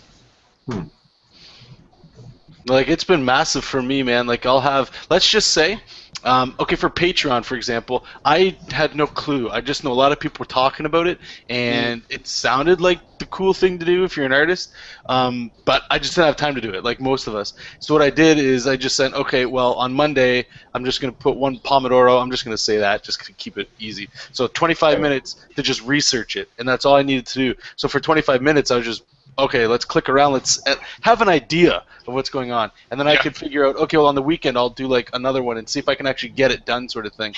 And you can start breaking up your projects so you chip away. So it works perfectly for the 100-day comic challenge, especially. Like, you can say 25-minute, round it up to 30, doesn't matter. But like, if you set a timer, I don't know, that setting the timer part, it's like magical. I sort of got ponies come out of it every time I rotate that thing around. You sold me on it. I'm gonna try it. I mean, it seems totally logical to set a timer, especially if you're doing 30 minutes a day on something, to set a timer, but I haven't done it, so. Yeah, man. You can even try it with, like, dishes. Dishes and laundry in 25 minutes, go. Might get a lot more done. I know the thing I lack the most is, like, doing something in sort of a set time. Like, I have a problem, like, trying to schedule myself, like, ink a page a day, or it's like I usually sit down at my desk and take as long as it takes to ink a page. I don't set a limit to it. Okay. Yeah. There are some people that do. I would like to, like, be able to, at least. Yeah. Say, I could ink a page in 6.5 hours or whatever. But you just can't do it? Is that what you're saying? You just... Yeah, I mean, I think part of it is a mental thing. It's like, it's art. It takes as long as it takes. But the business side of me wants to be able to sit down and say, yeah. I could do X amount of pages per month because it takes me this long, and I can work this amount each day, and so on and so forth. Right. I'm going to excuse myself just for a few minutes. I'll be right back. Yep. Okie doke. So you're saying, Peter, basically for you, it's more of a the businessman versus the artist. The businessman says, I want to do a bajillion books before I die, and you need to start doing a page a day. And the artist is like, yeah, but if those pages don't look good, what's the point? Yeah, pretty much, yeah. Yeah, that's not a fun place to be. That is not a fun place to be. With all that I want to do and how old I am already, it's like, am I actually going to achieve half the stuff I want to do? Sure, yeah. Yeah, that's an issue for me. It's like, and believe me, I don't think my stuff is, like, awesome, so I'm just going to preface this. But I knew that in order to have a certain kind of quality that I could live with, I had to, I had to settle for certain things being less than what I would like to see, but because we want to at least get a page out a week, which I know is terrible because like a page a week, that's nothing. But for me, it's everything. That's to get that done with the issues that I have to deal with, and that's okay for a webcomic. I mean that's tolerable for a long form story webcomic. But yeah, I had to sort of say, okay, structurally, the page can have this amount of detail. The page can have this kind of level of color work in it, and then no more. And I have to learn how to cut corners and do some creative cutting corners and things like that. And so I would say, just having done these, what is it? I think we're on page 28, I think. That's the one I'm doing now. Just 28 pages over a page a week has helped me structure my time immensely. At first it was crazy. I felt like I was hauling boulders. Now it's a system, So in some ways, I think you can learn a lot of time management by doing precisely exactly the same kind of work at exactly the same time of the day for just a really long period of time. I'd second that. Yeah, I was wondering what you guys thought about that. Yeah, I was part of what you said about, kind of needing to get like the page out and everything, and it might not be 100% of what you wanted, but you having to get that out. And I kind of had to train myself to do that anyway, because when I used to do comics, I would draw like all my like, say if I'm working on, I would draw a panel and do them all separate, and then I would take them into Photoshop and arrange them and print them out and go on my light table. And of course, if I worked digitally, this would be a lot easier. But I used to do all this stuff and arrange all these things and just try to get it all perfect. And it was that Mini Comics Dump Truck thing that I did, because I had that deadline where I said, you know what, I'm going to try to do my thumbnails and then just look at the thumbnails, and from there just go straight to the page and try to do it straight on the page. And I'm sure a lot of people might work like that, but for me that was totally foreign, and that's what really helped my productivity out. And it might not be as good as it could be, but at least I have something to show for it and everything. So I don't know if that totally fits into what you were talking about, because I know you're talking about a certain time frame of working on a certain thing, but yeah, because I think it's just like whatever that is, whatever the length, it could be like everybody's got an hour a day to work, or whatever, it doesn't really matter. But if that thing that you're working on is consistently, I really think the same time of the day, same amount of time, and then setting very hard limits about how much can go into that thing for that amount of time, levels of detail, levels of whatever. If you just stick to that system for in my case, it's going to be a year in February. I think the sort of the crucible of that produces better and better. First of all, better and better work. I'm faster and better faster. And I also lost, like you're talking about, Scott. I lost a lot of oh no, it's not perfect. I'm a total loser and I have to redo everything. A lot of that went away and has been going away. I'm still really self-critical about my work, but I found that a lot of those things got better, and a lot of that sort of need to redo went away when I was like, oh shit, there's sorry, I don't know if you have the language. Yeah, okay. Okay. Some people do, some people don't. But, I was like, oh, there's only 2 days left. There's only a day left. There's only, it's just got to be done and let go, right? And now my new policy is and this isn't an excuse to do inferior work, but my policy is, when that page is up on the website, unless it's something that the writer, he said, hey, you forgot half of my dialogue, you jerk, or something like that, because I do the lettering too. Unless it's something like that, that's it. It's set in stone. That is the last it'll ever be worked on. yeah. And I found that doing that provided a lot of, I don't know, there's some kind of inner strength that comes out of saying it's done and I'm going to let it go. Something like that. Yeah. It's hard to try to explain that without sounding like you're cutting corners, but I don't know. I mean, I just think it's I'm still happy with the work when it's done. I mean, I suppose if I just spent twice as long, it'd be maybe twice as good, but I'm happy with it, and it's done, and it's at a point where I can show people, whereas if I didn't do it, then I'd never get it done, and I wouldn't be able to show anything. So. Yep. Exactly. Yeah. Well, anybody doing comics, most people, it's a artistic shorthand. It's not supposed to be a finished oil painting on each page. Right.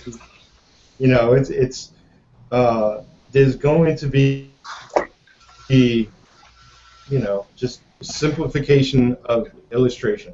Yeah. And you know, I know, like, you know, I've only done X amount of pages, whatever, so far on my comics that I have online, and I know, you know, one, that I want to start doing a weekly schedule, you know, and I'm doing 2 plus inking another one,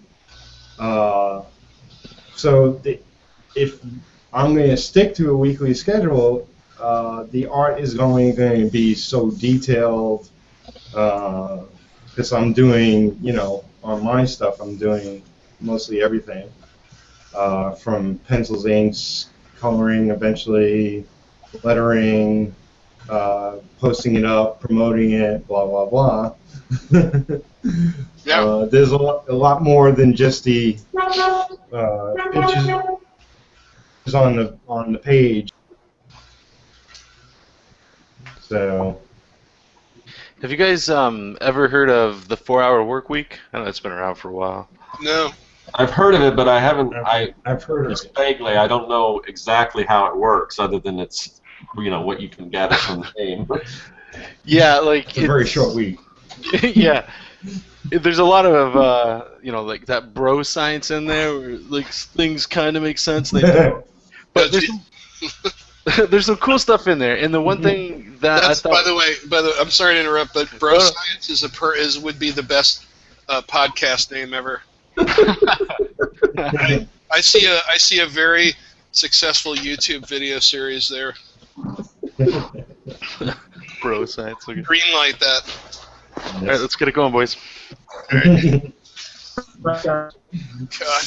But anyway, with the book, Gregory, I think you brought it up, where it was, if you give yourself like a disgusting deadline, it's funny what you can do. And an example in the book that he gives is, all of us went to school and we all had like that assignment that you had to hand in, and when you were given a week to do that assignment, most people took all week to do the assignment. But if you were told that you had to do a 3-page essay due tomorrow, and it was worth your whole grade, right? Like, you failed if you didn't hand it in, you would have done it.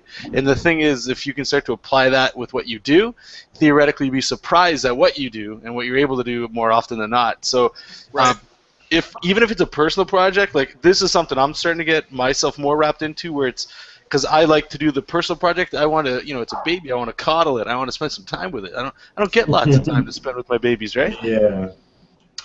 But if you give yourself that deadline, I find anyway that you don't have the choice to kind of dick around. You know, if you're setting the timer, that works with it too. I know I'm, you know, beating a dead horse with that, but if you give yourself a crazy deadline, I find you can't be precious, you know, and you'll get closer to where you want to be, I think.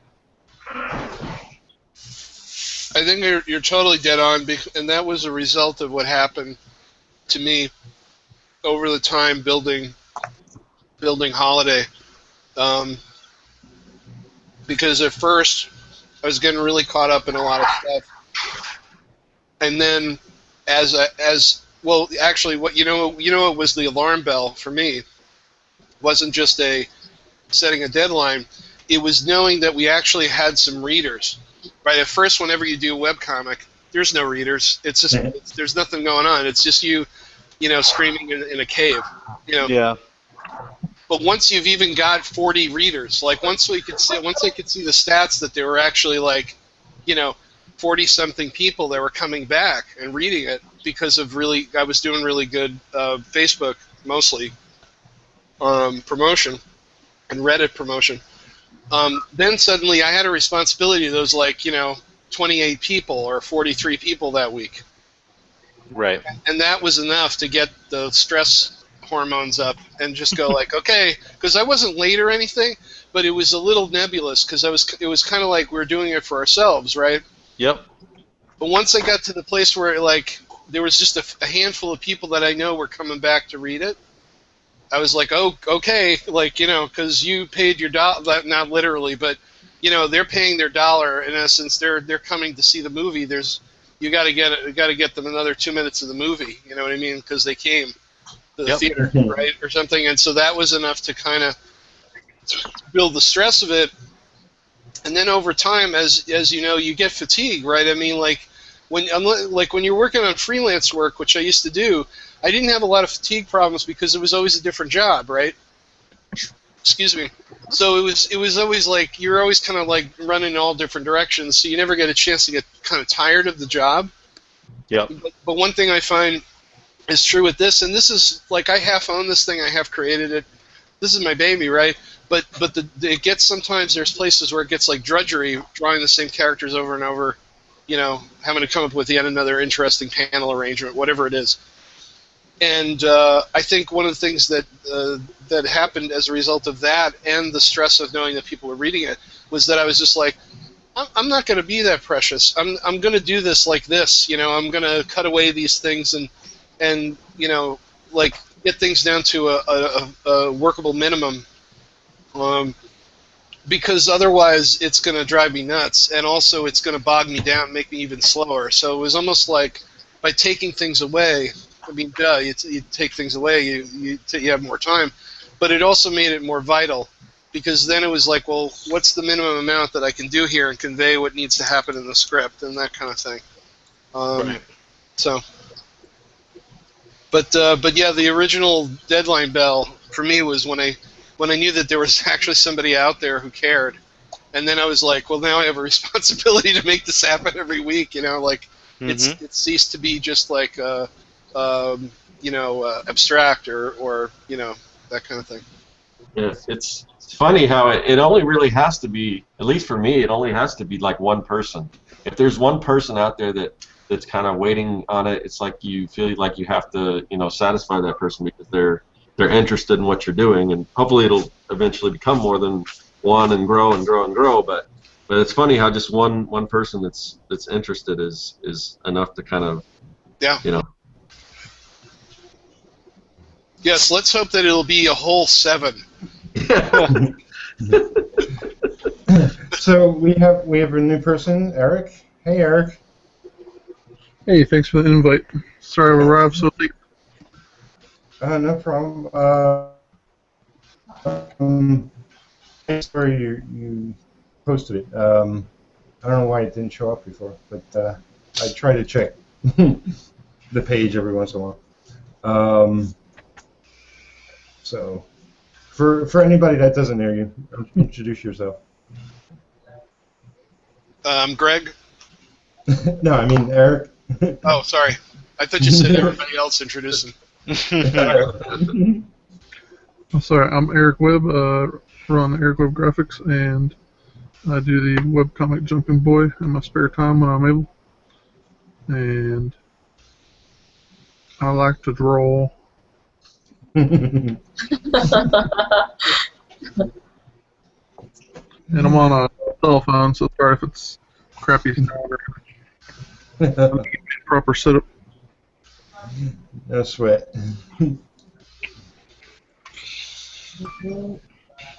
So, I didn't mean to interrupt the conversation.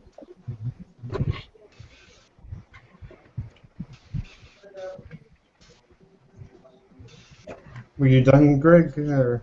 Yes, thank you. I was asking what I missed. Oh, a whole lot. You gotta watch the video.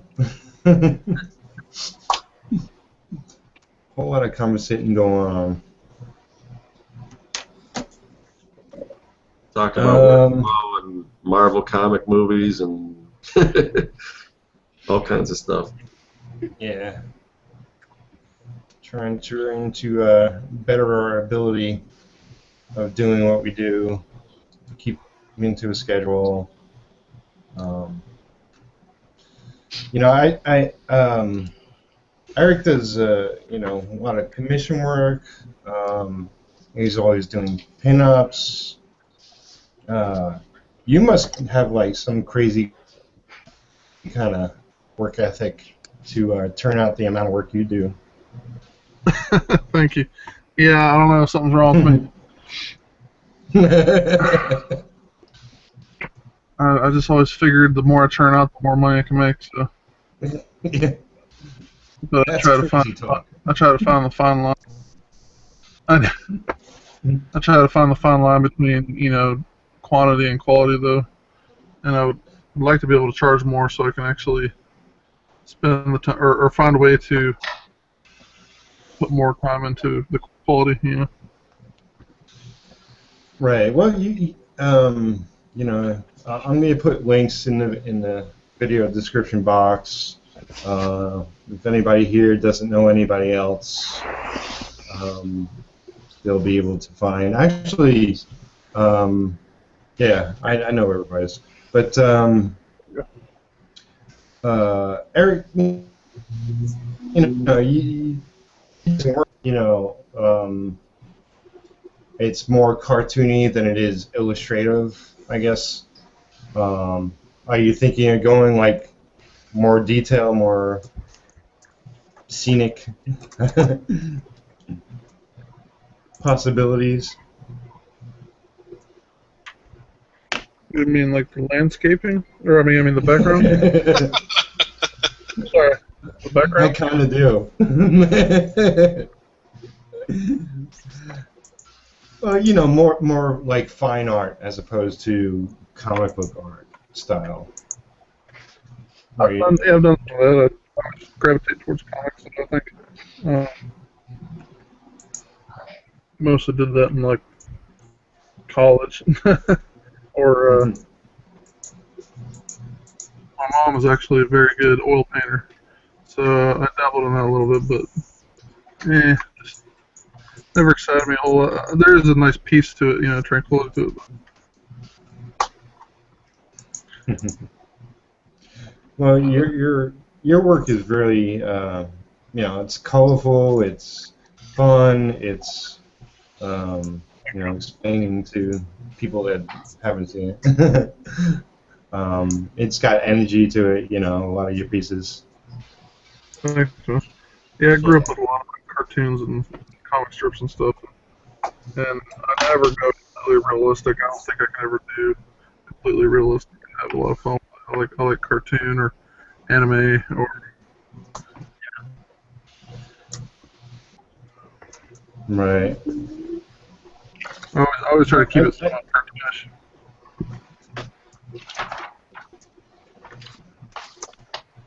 I think, you know, many of us are influenced by stuff we've seen when we were younger. You know, Oh, yeah. I think I saw somewhere like the age of influence is actually very young.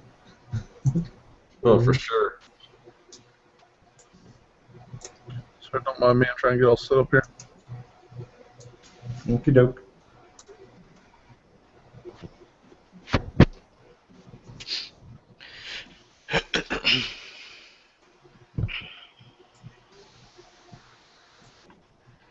There we go. So I was actually expecting a couple other people.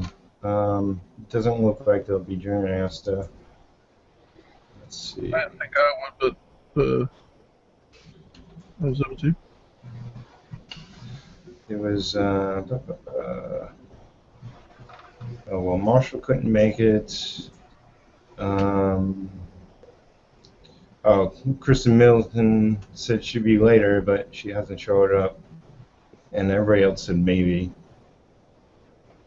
I was trying to get Cole on tonight's show, but unfortunately, this is one of the problems with the G Plus is, you know, I think all of you are friends are in my circle and I'm in your circle. But if somebody's outside my circle, I have a hard time inviting them into these hangouts, which is no. Yeah, it's not like Skype or something where as long as you can just call in, you're okay. Yeah. And I unfortunately, think that's like it's a real decent problem. technology. Yeah.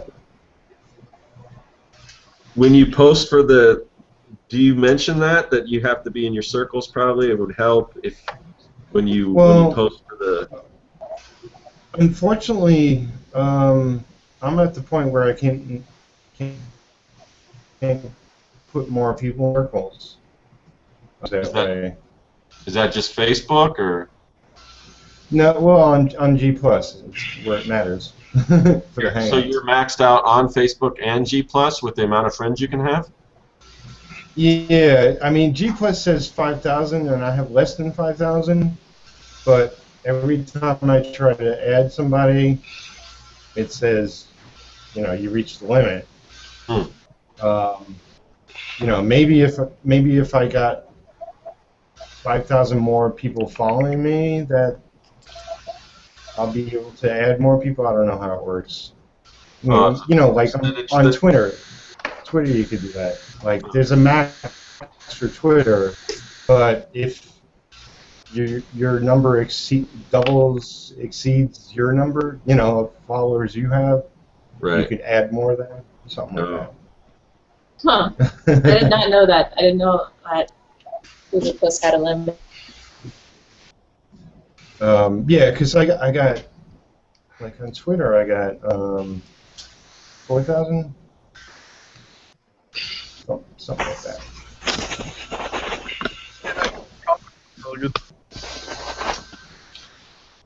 I should never do stuff online.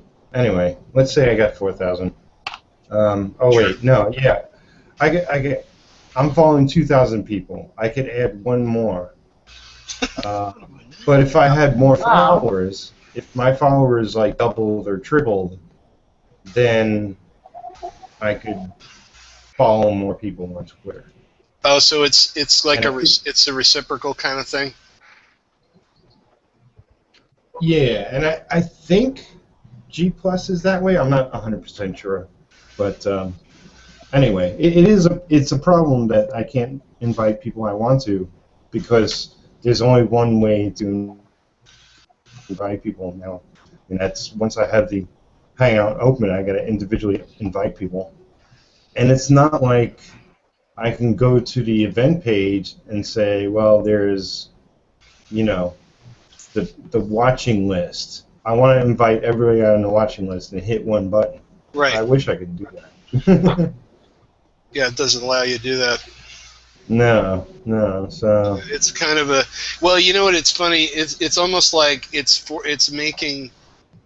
reinforcing Google signing up for Google accounts is really what it amounts to. Yeah, I guess. Because that's really the benefit out of that is it benefits Google in that in order to participate you have to have a Google account of some kind, even if it's just to be on the Hangout. So which drives up their Googleosity and makes them more and more Google-licious all day long. You got Googleosity. That's right. Googleosity. Thank you. Damn straight. More of the So I won't get into a lot of that chit chat. I figure we can go a half hour more depending on what you guys are into. I don't think we're going to get any more additional people at this time. I could always be wrong, but we've roughly been going 2 hours, we started late, so right. An hour and a half. Could I ask you guys? Can you tell me? Can you see what I'm doing right now? Can you see that what I'm working on in Photoshop right now? Yeah. Okay. Yes. Because I've been having when I've been trying to do the screen share, and like it comes up with a field of different thumbnails to use. it wouldn't display Right. the file, what I was working on. But then if I shared my entire desktop, then it worked. So I was trying to figure out if it was working or not. Yeah, it's working. Before I noticed it was white. Yeah, it was like, and I actually was working on a file the whole time, and then I checked it out, and I was like, oh yeah, that's really good. I'm sharing this blank field. That's really interesting. How fascinating. Yeah, I was having the same trouble in the beginning too. I had to switch to Manicam. So. Yeah, so I just switched to the desktop, and then I have to make sure that I can't see you guys while I'm doing that. But so it's like the price of vanity, I guess. That's interesting to know that if you have to share your whole desktop, because I want to start doing these Google Hangouts, and I had this problem before when I was trying to do a screen share, because I've got like a dual monitor set up, so I actually had to unplug one of my monitors. I'm sure there's something I can switch. Yeah, right. In the operating system. I just don't know what to do, but I had to unplug it. Oh. Huh. In Otherwise it's got Manicam. a long screen, and then it's smaller, and it's harder for people to see. So Are you guys using like one monitor or two different monitors? I'm using two. I'm one. I have two monitors, but Manicam, I guess I downloaded the new version where I guess you can select what screen you want to show, and that's what I did. What did you download? Manicam. So this is what mine looks like. Oh, And hold then on. I'm just gonna let me go over to the screen again. Okay. And then I think I just like left clicked or something. Oh, so you're using a third-party program to Yeah. figure it. Oh, I'm using the actual Google Hangout thing. No, I couldn't get Google Hangouts to work. It was just showing blank. Let me write this down again. What was the name of your program, Tiffany? It's showing on the screen now. Manicam. Sorry. Yeah. You mean the thing that says Manicam? Yeah.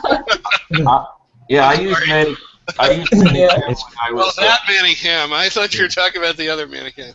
I used that when I was doing live streams on Ustream, and okay. it seemed like a cool software. The only problem is it's got their logo on it, which is fine. But then on Ustream, you also got the Ustream logo, and it seemed like I had this little window and all these other logos. I was saying before, it looked like a race car because it had so much. Other. So that's why I stopped doing Ustream, and I wanted to start doing like Google Hangouts because I like the tiny little Google Plus thing at the top, and that's all you see. Is there maybe a paywall on the software so that you can get the watermark off of there? I don't know. It looks like there might be a paid version. I downloaded the free version. Yeah, because that might be what most likely how that works. Yeah. Oh, thanks for the tip, Tiffany. Because it was really annoying because I'm like, oh, everybody can share their stuff, and I'm sharing a big blank wall.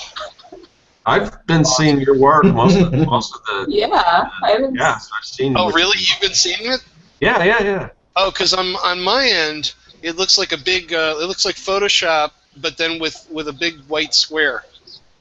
No, I'm seeing it now, and I've been seeing it. Yeah, we see Oh, it okay. now, yeah. Oh, okay. Oh, see, that's all right. So much ado about nothing. Yeah. I'm like, thank you, Stevie. My ego. My fragile ego is being grounded to the dust.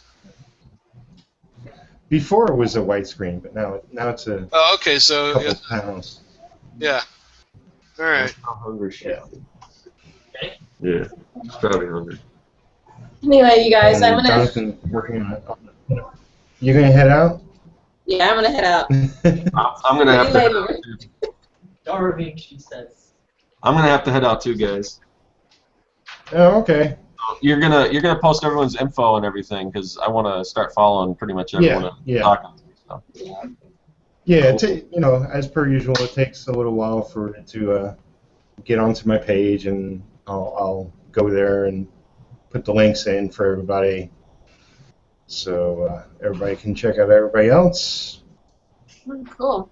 Awesome. Yeah. Awesome. It's good hanging out with everyone. All right. Yeah. See ya. Hopefully I'll talk to you guys again on the next one. See you later, guys. All right. Tiffany, Scott, Okay. take care. Bye.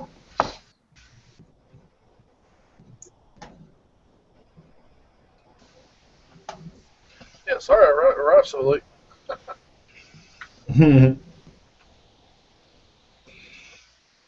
Well, hey man, you made it. We got a bunch of viewers too. Let's try to figure out how to share my desktop. But since I'm on a camera, I can show what I'm doing the old school way. Amen. Yeah, I'm working on a webcomic right now, actually. I don't know if it'll show up or not. Hold up. I don't know if that'll actually work. But, Cool. yep, just working on. I don't know if that even showed up, but one of these days I'll get a proper camera to use my desktop.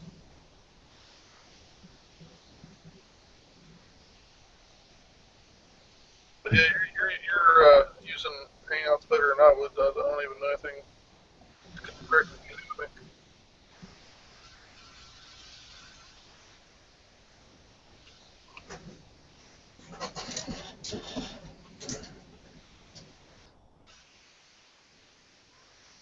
So, what else can we chat about to wind this down a little bit? Yeah, that's looking cool.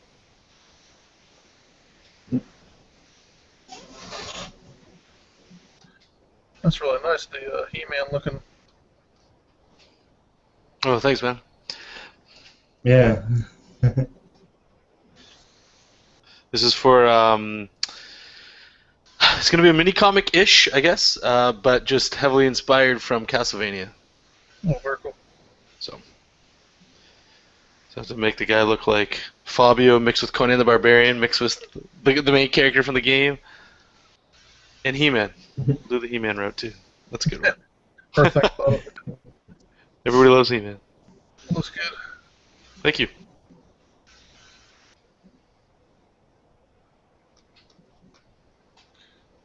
And yeah, the cowboy comic somebody else is working on.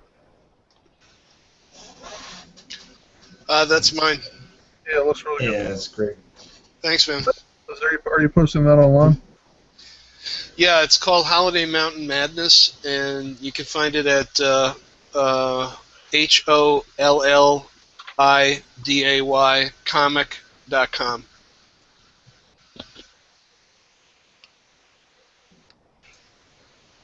Yeah. Okay, I'll definitely have to check it out. Mhm. And I'm sketching. You can see that right here. Nice. You just started inking it, or is that pencils? Oh, it's. I just markered the eyeball. I'm Say just. it's a dark area. I'm not doing any serious illustrations. Too much to keep track of. Yeah, I hear you. I'm attempting to finish a webcomic page all the way. I've been slacking the past couple of weeks. I've only been posting lettered like layouts or lettered pencils, or just to keep the story going. And so this week I'm trying to get a page up.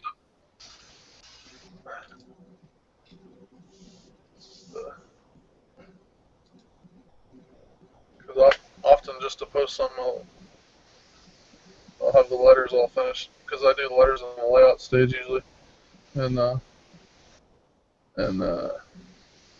if I don't get time to have the art done, I'll just post it with that, which I don't like doing. But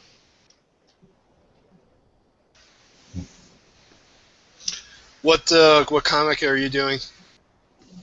it's called Jumping Boy, and you might be able to Google it. I don't know if it'll be up very high on the Google or whatever, but Jumping Boy. And yeah, you'll see what I mean if you check it out at some point. It's the last couple are like there's one finish and then a handful of unfinished pages. I always just say, here the story continues. I'll finish it later. Okay, here we go. So there you go. Yep. Yeah, you can see after the red color picture. See, that one's not finished. That's all right. Oh, here. Do you want the book to be finally in color like this? Maybe. I enjoy the black and white with gray, but That looked really cool, man. It'd look really cool in color. It would look cool in your colors for sure. Yeah. Although the black and and there's also this this duoshade stuff or duotone that you're doing here with this Jack a Leaper thing. That's a pretty nice look. Random orange. Yeah, It's the same black that's and white that is orange. yeah. Yep. Yeah, that's not a bad look. Yeah, it's different. Yeah, I think it's just like anything. If you really craft it, and if you figure out, what the pattern of it is, sort of, it can look really nice instead of full color. Yeah. The thing about full color is that, and I've kind of boxed myself in because we're doing full color. How's that? It's like redrawing the entire page over again. Yeah. That's extra work. Yeah. It's not. Yeah, and it's not like I didn't know that, but it is the case, and there's I was trying to think here. There were a couple of pages that were like fight scene stuff, gunfighter stuff, and I can show it to you here. Sneak peek. Well, these are past pages that came out, but if you look at it, what I did was I just immediately turned the palette to reds and black and white with a tone pattern for the fight fight scene. Like everything was colored normally here, the previous page. But then once you got into the action, because I wanted it to be almost like you're not focusing on anything other than the fighting, so I wanted to make it, yeah. But once I did this, I was like, I really wish that this could be the whole book, because first of all, I got like 3 pages done in a week, colored. I mean, and and also it was just I don't know. To me, I'm not denigrating my work, but it just seems more effective somehow. There's something about the the clarity of it that I really love. So at the very least, I'm going to make sure that all the fight scenes are done this way. But I was telling my writer, I was like, how about if we just like go back in and I just make all the pages like that from now on. He was like, no, your color works great. And I was like, yeah, I know, but it'd be really great is to have like 2 pages a week and not feel like I'm gonna die at the end of the week. Because I basically had to recreate. I remember seeing that page. I really like that style, but it was pretty cool. Yeah, I would miss the fully colored pages. Just to make you do more work. Yeah, it's kind of like the first Kill Bill. It was neat when it transitioned into like all blue and black or other styles, but I think it's cooler when it happens in certain moments, and it would be cool to have a whole book like that, but I think it's even more impactful because it's not all like that. I think it works really cool for just a really gritty action scene, but I don't know. I think it would actually take away if the whole book was like that. Maybe I don't know. Well, Frank Miller did it, so That's true. he is, black, white, and one color randomly. But even that wasn't one color all the time. Yeah. He used it when it was like some important thing he wanted to.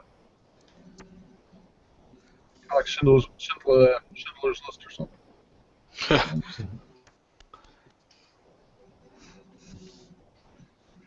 But so we were talking schedule a couple of different times. What what set you back as far as, you know, you posted a couple of the pages just in pencil? Yeah. Was it other work that got in your way? Yeah, sometimes if I get too much work, I opt to, if I'm up late and I fill up the drawing, I should be working on getting some of that stuff out instead of working on my own thing, which is kind of a vicious cycle, because then, you know, I don't get any of my own work done, and I get burnt out on what I'm working on, and I don't know if it comes out that good anyway, because I'm kind of half resenting it because I'm not working on my own stuff, I'm working on something else when it's time I originally set aside to work on my stuff. Yeah. Right. For the most part, it's just like if I'm behind for my own fault and I don't feel like I have an excuse for working on my stuff when I'm behind and I should be catching up on client stuff, and so it could just be me, but All right, fellas, I gotta take off. All right, Jonathan. Great having you on, man. Yeah, it was nice meeting everybody. I'm gonna do what Scott was saying there. I'm just gonna add everybody once we get the video up there, so save me a little bit of work from having to look for everybody's name and stuff online. Yeah. But I'll join you guys up on the next one. But Okay, cool. yeah, have a good night, guys. All right. Thanks Take again. care. Bye. Bye. I'll see you. I'll try not to miss the entirety of the next one.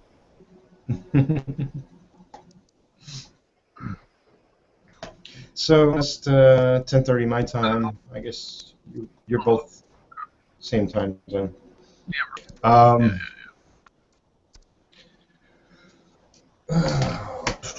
Yeah, I guess we'll wrap this up because I gotta get some other stuff taken care of. Cool. Thank you for inviting me. I wasn't sure I was able to come originally. And then tonight, I actually tried to get on about an hour or so ago, but I could not figure out how to get back in. Well, people can only get on when I invite them, and I didn't see your thing until. Yeah. It's all good. But yeah, you know, unfortunate thing. But I'll have it more connected, and I got to look into what is it? Somebody was explaining.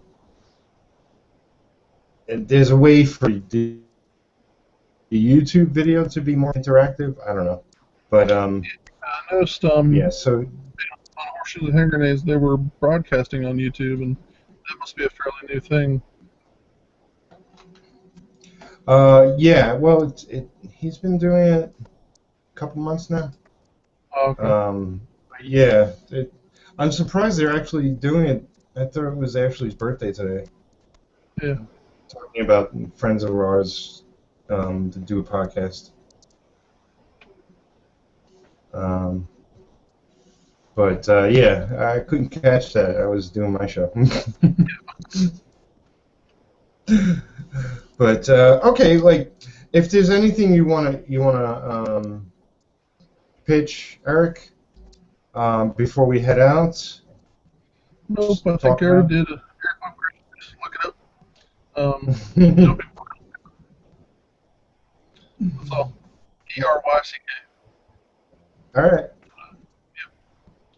But yep. And I'll try to make it to the next one a little earlier. Cool, man. I usually post them up later in the week. But Greg, great having you on too. Go read Holiday Mountain Madness. There it is, right in front of you. It's spelled funny. Holiday, and it's a great comic. And me, just subscribe to my channel already, damn it. All right, so that's it. All right, thank you very much. Thanks for watching.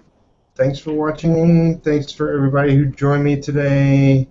Comment and like and share, and we're out. Definitely be